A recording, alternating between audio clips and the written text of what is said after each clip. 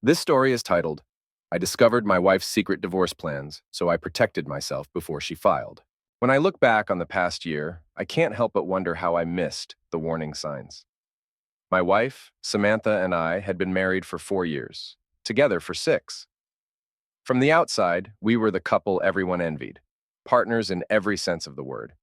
We shared laughs, debated over who made the best pancakes, spoiler, it was always her, and even planned elaborate surprises for each other on birthdays and anniversaries.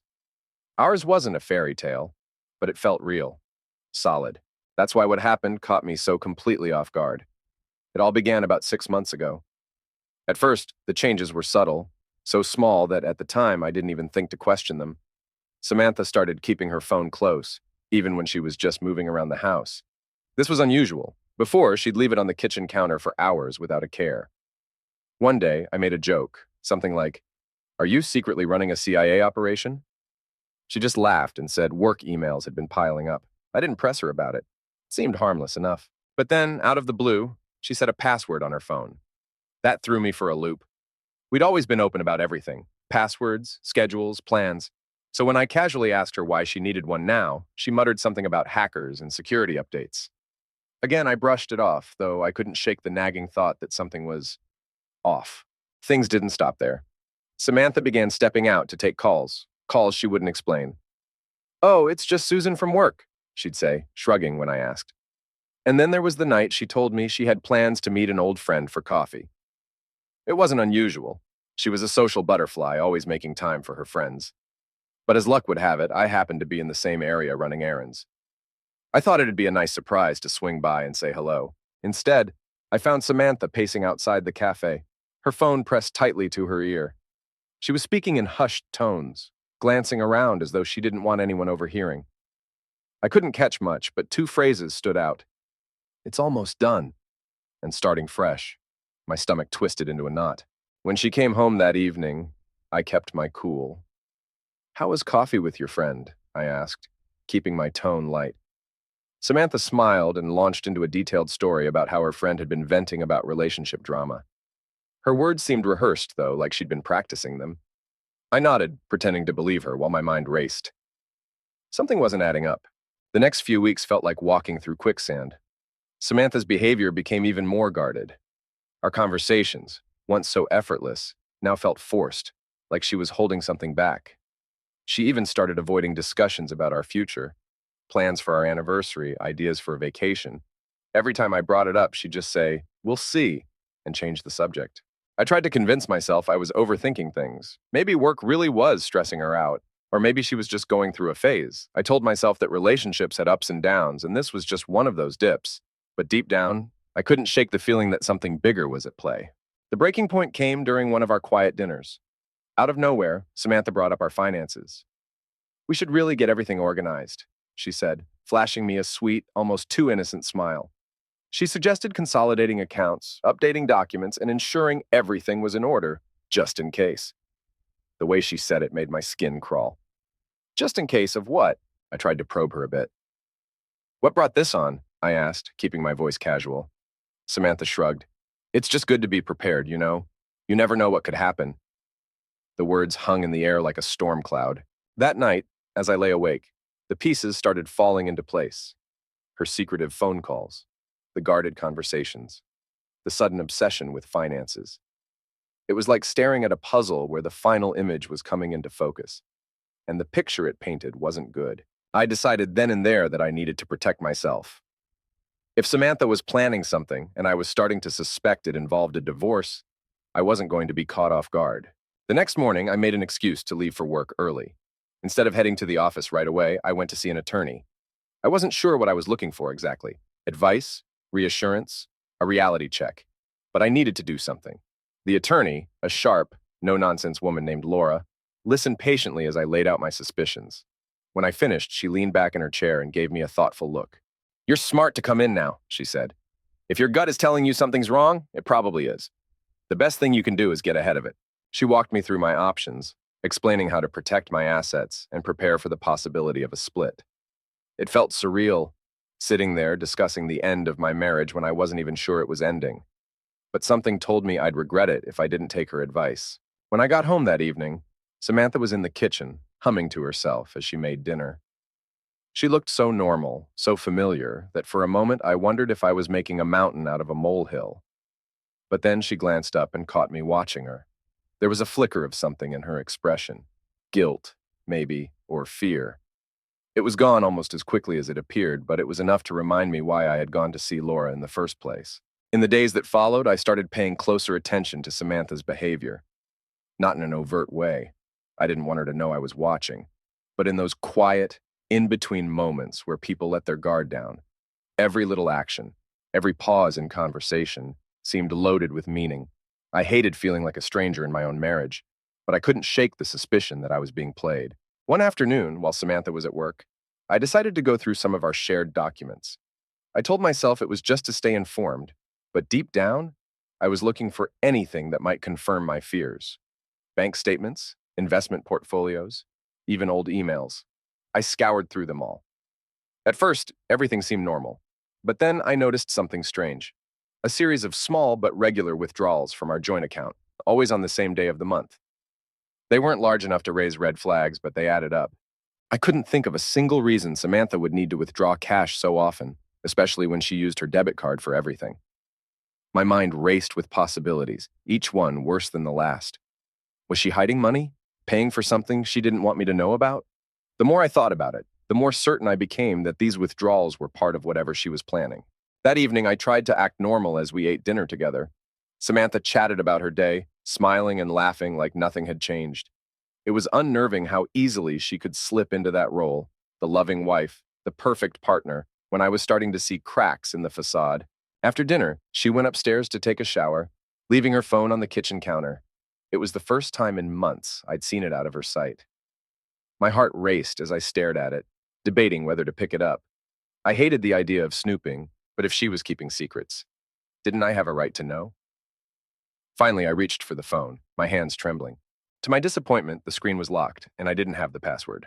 I put it back exactly where she'd left it, cursing myself for even trying. But as I turned to leave, a notification popped up on the screen, a text from someone named Lila. The message preview read, "Let's confirm the transfer tomorrow. Can't wait to start fresh." My blood ran cold. I didn't recognize the name, and the message sounded suspiciously like it had nothing to do with work. Samantha came downstairs a few minutes later, her hair wrapped in a towel. She spotted her phone and picked it up immediately, her expression unreadable as she checked the screen. "Everything okay?" I asked, keeping my tone casual. She nodded, giving me a quick smile. "Yeah, just Lila from work. She's helping me with a project." I didn't believe her for a second. That night, I started thinking about how to dig deeper without tipping her off. I didn't want to confront her without solid evidence. If I was wrong, it could destroy our relationship. But if I was right, I needed to protect myself. The next day, I met with Laura again. I told her about the withdrawals and the text message, and she nodded like she'd seen this 100 times before. "It sounds like she's planning to separate finances," Laura said. "If that's the case, you need to act fast."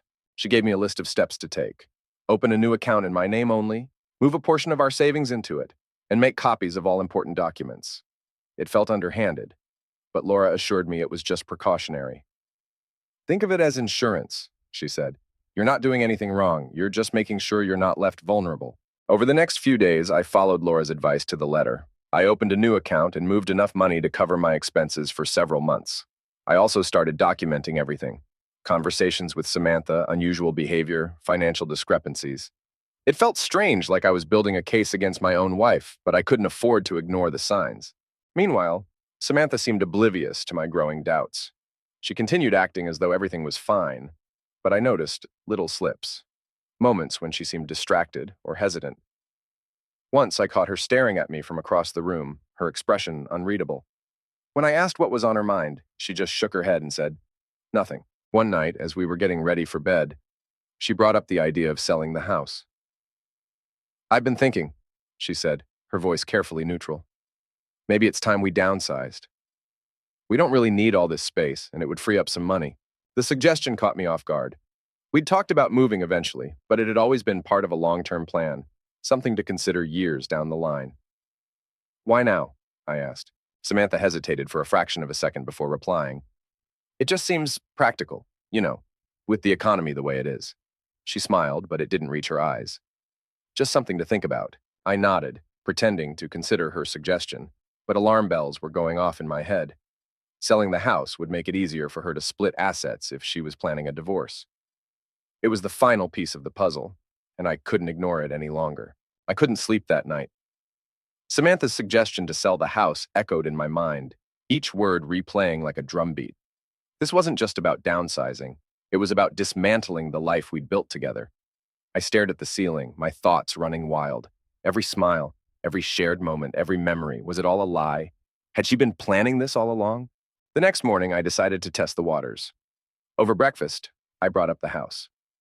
I was thinking about what you said last night, I began, keeping my tone casual. Selling could be a good idea, but it feels a bit sudden. Do you really think it's the right time? Samantha barely looked up from her coffee. I don't know, she said, her voice light. It's just something I've been thinking about. No rush. No rush. The phrase felt like a cover, a way to buy time while she finalized her plans. I nodded, letting the conversation drop, but inside, my resolve hardened. I needed to know the truth, and I wasn't going to get it by playing along. That afternoon, I took a half day off work and drove to a private investigator Laura had recommended. His name was Greg, a wiry man in his 50s with sharp eyes and a no-nonsense demeanor. I explained my suspicions, laying out everything I'd noticed over the past few months. Greg listened without interrupting, jotting down notes on a yellow legal pad. When I finished, he leaned back in his chair and gave me a measured look. You've got enough red flags here to start a parade, he said. I'll take the case, but I need to warn you. If she's hiding something, there's a good chance you're not going to like what I find. I nodded, swallowing the lump in my throat. I just need to know, I said. Whatever it is. Greg got to work immediately, starting with Samantha's phone records. He also planned to look into her financial transactions and track her movements over the next few weeks. It felt invasive, even cruel, but I told myself it was necessary. I couldn't live with the uncertainty any longer. Back at home, Samantha was as cheerful as ever. She greeted me with a kiss and asked about my day, her smile so genuine it made me doubt everything. Could someone really be this deceitful and still act so normal? The thought made my stomach churn. As the days turned into weeks, I started noticing more cracks in Samantha's facade. She became increasingly preoccupied, spending long hours on her laptop or stepping out to take phone calls. Once, I overheard her whispering in the hallway, her voice low and urgent. When I walked into the room, she snapped her phone shut and smiled at me like nothing had happened. Who was that? I asked, trying to keep my voice neutral. Oh, just Lila, she said, waving a hand dismissively. She's been having some issues at work, and I've been helping her out. I nodded, pretending to accept her answer, but inside, my suspicions deepened. I hadn't heard her mention Lila before the text message, and now it seemed like she was always talking to her. Whoever Lila was, she was clearly more than just a casual work acquaintance. A week later, Greg called with his first update. I've been looking into Lila, he said. Turns out she's not a coworker, she's a divorce attorney. The words hit me like a punch to the gut. I'd suspected Samantha was planning something, but hearing it confirmed was another matter entirely. Are you sure? I asked, my voice barely above a whisper. Positive, Greg said. I also found out where some of those cash withdrawals have been going. She's been paying Lila under the table, probably to keep things quiet. I felt like the ground had been ripped out from under me. This wasn't just paranoia or overthinking. Samantha was actively preparing to end our marriage, and she was trying to do it without me noticing. What do I do now? I asked, my voice cracking. Play it cool, Greg advised. Don't let her know you're onto her. The more time she thinks she has, the more we can uncover. In the meantime, start thinking about what you want out of this. If it comes to a divorce, you need to be clear about your priorities. I hung up the phone, my hands trembling. My first instinct was to confront Samantha, to demand answers, but I knew Greg was right. If I tipped her off, she could cover her tracks or make things even messier. I needed to be patient, no matter how much it hurt. That night, I sat across from Samantha at the dinner table, watching as she laughed at a story she'd read online. Her smile was radiant, her laughter genuine. It was almost enough to make me forget everything Greg had told me. Almost. The days that followed felt like walking a tightrope. I went through the motions of my daily life, pretending everything was fine, while beneath the surface, my world was crumbling. Samantha, oblivious to my discoveries, continued her routine as if nothing was wrong. She smiled at me over breakfast, kissed me goodbye as I left for work, and curled up next to me on the couch in the evenings. It was all so painfully normal, and yet every moment felt like a lie. Greg continued his investigation, feeding me bits of information that only confirmed what I already suspected. Samantha wasn't just consulting a divorce attorney. She was also discreetly moving money into an account under her name. The cash withdrawals I'd noticed were just the tip of the iceberg. She'd also been selling small items. Things I hadn't even noticed were missing. A few pieces of jewelry, an old watch I'd given her as a gift. Even some furniture she claimed to have donated. She's building a financial safety net, Greg explained during one of our calls. It's a classic move in cases like this. She wants to make sure she's covered when she files. The word files made my stomach turn. It was one thing to suspect Samantha was planning a divorce. It was another to hear it laid out so plainly. I wanted to believe there was some other explanation, some misunderstanding that would make all of this go away. But the evidence was piling up, and denial was no longer an option. One evening, as Samantha and I were watching TV, she casually mentioned that she'd be working late the next day. "Big project coming up," she said, stretching and yawning. "It's going to be a long night." I nodded, feigning indifference, but my mind was already racing. Late nights at the office were rare for her, and I couldn't shake the feeling that this was more than just work. The next day, I called Greg and asked him to follow her. That night, I sat at home, pretending to read a book while my phone rested on the coffee table. Every few minutes, I'd glance at the screen, waiting for an update. Around 9 p.m., Greg called. "She's not at the office," he said. "She's at a restaurant downtown. Looks like she's meeting with Lila." My heart sank. I thanked Greg and hung up, my hands shaking. Samantha had lied to me, again, and this time there was no room for doubt. She was meeting with her divorce attorney, probably finalizing the details of her plan to leave me. When Samantha came home later that night, she looked tired but cheerful. "Long day," she said, dropping her bag by the door. "I'm going to take a shower and head to bed." I nodded, forcing a smile. "Sounds good." As soon as she disappeared down the hall, I grabbed her bag and rifled through it. My hands moved quickly, searching for anything that might confirm what Greg had told me. In one of the side pockets, I found a folder. Inside were printed emails and handwritten notes, all detailing her plans to separate our finances and move out of the house. There was even a tentative timeline. She planned to file in 2 weeks. I stared at the papers, my chest tightening. It was real. Everything I'd feared was real. Samantha was planning to leave me, and she wasn't even giving me the courtesy of a conversation. She was going to blindside me, just like she'd blindsided me with her lies. That night, I barely slept. I lay awake, staring at the ceiling, my mind racing. Part of me wanted to confront Samantha right then and there, to demand an explanation for her betrayal. But I knew that would only make things worse. If I wanted to protect myself, I had to stay calm and think strategically. The next morning, I called Laura and told her everything. She listened patiently, offering reassurance and advice. "You're in a good position," she said. "You've taken the right steps to protect yourself. Now it's just a matter of waiting for her to make her move." Waiting. It was the last thing I wanted to do, but I knew Laura was right. If I acted too soon, I could lose the advantage. So I swallowed my anger and carried on as if nothing was wrong. Over the next few days, I began making quiet preparations. I moved more money into my private account, updated the passwords on my personal devices, and secured important documents in a safe deposit box. I also started packing a few essentials: a suitcase with clothes, toiletries, and anything else I might need if things escalated quickly. It felt strange, almost surreal, to be preparing for the collapse of my marriage while Samantha went about her day as if nothing had changed. One evening, as I was sorting through some old papers in the attic, I found a photo album from our wedding.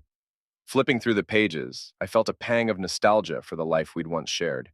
There we were, smiling and carefree, surrounded by friends and family. It was hard to reconcile the woman in those photos with the one who was now plotting behind my back. I wondered if she felt the same way, if she ever looked at those pictures and questioned her choices. But then I remembered the folder in her bag, the meetings with Lila, the lies she'd told me. Whatever love we'd shared, it clearly wasn't enough to stop her from doing this. And as much as it hurt, I knew I couldn't let my feelings cloud my judgment. Samantha had made her decision, and now I had to make mine. The days leading up to Samantha's expected move were some of the hardest I'd ever endured. Each interaction felt like a minefield. I struggled to act normal, all the while knowing that the woman sitting across from me at dinner was preparing to dismantle everything we'd built together. I'd catch her glancing at me with a look I couldn't quite place. Was it guilt? Regret? Or just her way of gauging whether I suspected anything? Greg's updates grew more alarming by the day. Samantha had rented a storage unit across town and was gradually moving items into it: clothing, boxes, even some of our shared belongings. She's setting up a landing pad, Greg told me. It's pretty clear she plans to leave soon. Hearing this only solidified my resolve. I wasn't going to let Samantha blindside me. If she wanted to leave, fine, but I wouldn't let her take everything with her in the process. Laura had assured me that my proactive steps, moving assets, securing documents, and consulting her early, had given me a significant advantage. Still, the emotional toll of pretending everything was fine was wearing on me. One night, Samantha sat down beside me on the couch, holding a glass of wine. "You've seemed stressed lately," she said, her voice soft. "Is everything okay?" For a moment, I felt like I was talking to the woman I'd married, the woman who used to know me better than anyone. But then I remembered the folder, the lies, and the meetings with Lila. Any tenderness I felt evaporated. "Just work," I replied, forcing a smile.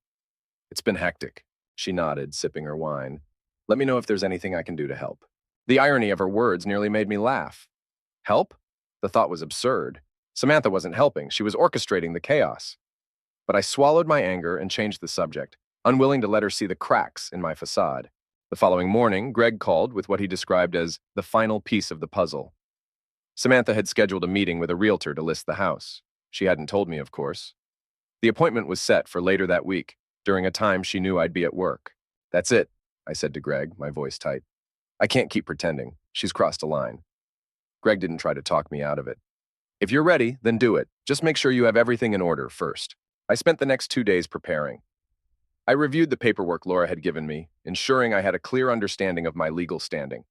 I also made copies of the documents Samantha had tried to hide. By the time her meeting with the realtor rolled around, I felt as ready as I could be. That evening, as Samantha walked through the door, I was waiting for her in the living room. Her cheerful smile faltered when she saw me sitting there, my expression grim. "Hey," she said cautiously, "what's going on?"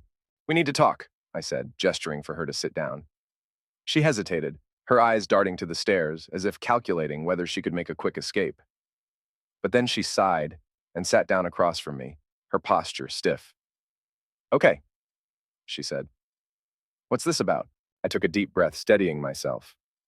"I know," I said simply. "About Lila, about the storage unit, about the house."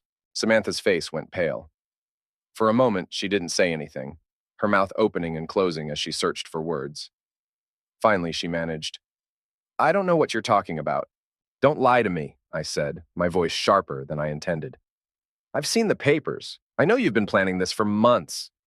Her eyes filled with tears, but whether they were from guilt or frustration, I couldn't tell. "It's not what you think," she said weakly. "Then tell me what it is," I said, leaning forward. "Because from where I'm sitting, it looks like you've been plotting to leave me while pretending everything was fine." Samantha didn't respond right away. She stared down at her hands, her shoulders slumped. When she finally spoke, her voice was barely above a whisper. "I didn't know how to tell you," she said. "I've been unhappy for a long time, but I didn't want to hurt you." "Unhappy?" I repeated, my voice rising. "Then why didn't you talk to me? Why sneak around behind my back?" She shook her head, tears streaming down her face. "I thought it would be easier this way. I didn't want to fight. I just wanted a clean break." Her words stung, but they also filled me with a strange sense of clarity. Samantha hadn't just betrayed me, she'd underestimated me. She'd assumed I'd roll over and let her dictate the terms of our separation, but she was wrong. "Well, it's not going to be that easy," I said firmly. "If you want a clean break, fine. But you're not walking away with everything. I've already spoken to a lawyer and I've taken steps to protect myself." Samantha looked up at me, her expression a mixture of shock and betrayal. "You talked to a lawyer?" she asked, her voice trembling. "Yes," I said, "and I'm not sorry. You've been planning this for months, Samantha. Did you really think I wouldn't figure it out?" For a long moment, neither of us said anything. The air between us was thick with tension, years of shared memories and broken trust hanging in the balance.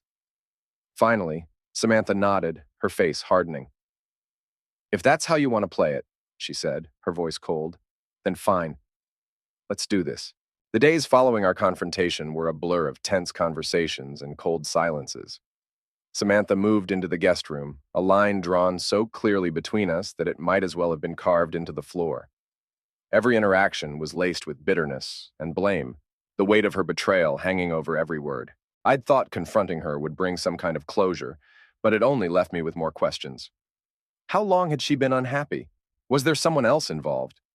Or was this purely a calculated move, an escape plan she'd been quietly constructing for months. Samantha offered no answers, retreating into herself as if shielding me from the truth would somehow make it hurt less. Meanwhile, I threw myself into preparing for the inevitable. Laura assured me that I was in a strong position, thanks to the steps I'd taken to protect my finances and document everything. "You've done the hard part," she said during one of our meetings. "Now it's just about sticking to the plan." But sticking to the plan was easier said than done. Each day felt like walking through a battlefield, navigating the debris of what our marriage had once been. Samantha and I avoided each other as much as possible, but when we did cross paths, the tension was palpable. Once I caught her staring at the wedding photo that still hung in the hallway, her expression unreadable. I wanted to ask her what she was thinking, but the words caught in my throat. What was the point? She'd made her decision, and no amount of reminiscing would change that. A week after our confrontation, Samantha made her move. I came home from work to find the house eerily quiet. Her car was gone, along with several of her belongings. The guest room was stripped bare, the bed neatly made as if she'd never been there at all. On the kitchen counter, I found a note in her handwriting. "I'm sorry it had to be this way. I'll have my lawyer contact yours. Take care." I stood there for a long time, staring at the note as a mix of emotions washed over me: anger, sadness, relief. Part of me was furious that she hadn't had the decency to face me one last time, while another part was grateful that I didn't have to endure the awkwardness of her departure. Either way, it was done. She was gone, and our marriage was officially over. That night, I sat alone in the living room, a glass of whiskey in one hand and my phone in the other. I debated calling someone, Laura, Greg, even one of my friends. But the thought of explaining everything felt exhausting. Instead, I scrolled through old photos, reliving the memories that now felt tainted. Our honeymoon in Hawaii, Christmas mornings spent unwrapping gifts by the fireplace, the silly selfies we'd taken on lazy Sunday afternoons. They all seemed like relics of a different life, one that no longer belonged to me. As the weeks passed, I began to adjust to my new reality. The house felt emptier without Samantha, but it also felt freer. I no longer had to tiptoe around her moods or second-guess her intentions. For the first time in months, I could breathe. Laura guided me through the legal process with precision, ensuring that Samantha couldn't take more than her fair share. Thanks to the evidence Greg had gathered, I was able to protect most of my assets, including the house. Samantha's lawyer made a few half-hearted attempts to contest certain points, but they didn't hold up under scrutiny. In the end, the settlement was fair, if not exactly amicable. Still, the emotional scars lingered. Some nights, I'd lie awake, replaying everything in my mind. Was there something I could have done differently? A way to save our marriage before it fell apart? Or had we been doomed from the start, two people who were never meant to stay together? One evening, as I was cleaning out the attic, I came across a box of Samantha's belongings she'd left behind. Inside were old letters, photographs, and a journal she'd kept during our early years together. Curiosity got the better of me, and I flipped through the pages, skimming her thoughts and reflections. Most of it was lighthearted. Notes about our dates, musings about her job, lists of things she wanted to accomplish. But one entry stood out, written about a year before she started pulling away. "I love him, but I feel like I'm losing myself. I don't know how to tell him without hurting him, but I can't shake this feeling that I'm trapped." The words hit me like a punch to the gut. It wasn't an excuse for what she'd done, but it was an explanation, a glimpse into the cracks I hadn't seen at the time. I sat there for a long time, the journal resting in my lap, as I tried to reconcile the woman who'd written those words with the one who had lied and betrayed me. In the end, I decided to let it go. There was no point in dwelling on the past or trying to understand Samantha's choices. What mattered now was rebuilding my life, piece by piece, and learning to move forward. The months after Samantha left were both challenging and liberating. At first, I struggled to adjust to the silence that filled the house. The empty guest room, the missing coffee mug that used to sit on the counter, the absence of her laugh. All of it was a constant reminder of what I had lost. But as time passed, I began to see the emptiness as an opportunity rather than a void.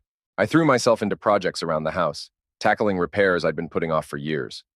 I repainted the living room, replaced the squeaky cabinet doors, and finally put up the bookshelf I'd been meaning to build.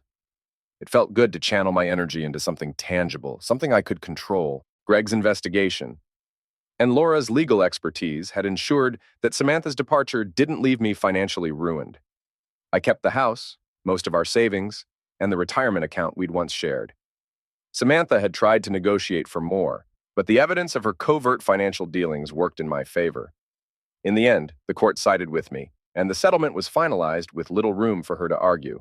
One afternoon, as I was clearing out the last remnants of Samantha's things, I came across a photo of the two of us from our wedding day. We were smiling, arms wrapped around each other, looking every bit the happy couple. For a moment, I considered throwing it away, but something stopped me. Instead, I tucked it into a box labeled Memories and placed it in the back of the attic. It wasn't that I wanted to cling to the past, but I didn't want to erase it either. Our marriage had been a part of my life, a chapter that shaped who I was. Even if it ended in betrayal, it wasn't all bad. As the weeks turned into months, I began to rediscover myself. For so long, I'd defined myself as part of a couple, prioritizing Samantha's needs and desires over my own. Now, for the first time in years, I could focus on what made me happy. I reconnected with old friends, picked up hobbies I'd abandoned, and even started going to the gym again. It was strange at first to carve out a life that didn't revolve around someone else, but it was also empowering. One evening, as I was sitting on the porch with a glass of whiskey, I realized something surprising. I didn't feel angry anymore. The bitterness, the resentment, the endless questions of why and what if, they'd all faded into the background. In their place was a sense of acceptance. Samantha had made her choices, and so had I. There was no going back, only forward. A few weeks later, I received a letter from Samantha. It was brief and to the point, an apology of sorts. She wrote about how she hadn't meant to hurt me, how she'd felt trapped and hadn't known how to handle it. She admitted that her actions had been wrong and thanked me for the years we'd shared. At the end, she wrote, "I hope you can find it in your heart to forgive me someday." I folded the letter and placed it in the same box as the wedding photo. Forgiveness wasn't something I could give easily, but I didn't need to carry the weight of anger either. Letting go didn't mean forgetting. It meant freeing myself from the pain of holding on. The turning point came when a friend invited me to a weekend hiking trip. I hesitated at first, unsure if I was ready to jump back into socializing. But as we climbed the trails and camped under the stars, I felt a spark of something I hadn't experienced in months: joy. It wasn't the kind of happiness that comes from pretending everything is okay. It was raw, genuine, and rooted in the moment. For the first time in a long time, I felt alive. That trip marked the beginning of a new chapter. I started saying yes more, yes to invitations, yes to new experiences, yes to the possibility of happiness. I wasn't naive enough to think that the road ahead would be easy, but I was ready to walk it, one step at a time. Looking back, I can't say I'm grateful for what happened. Samantha's betrayal was a wound I wouldn't wish on anyone, but I can say that I'm stronger because of it. I learned to trust myself, to stand my ground, and to rebuild when everything seemed lost.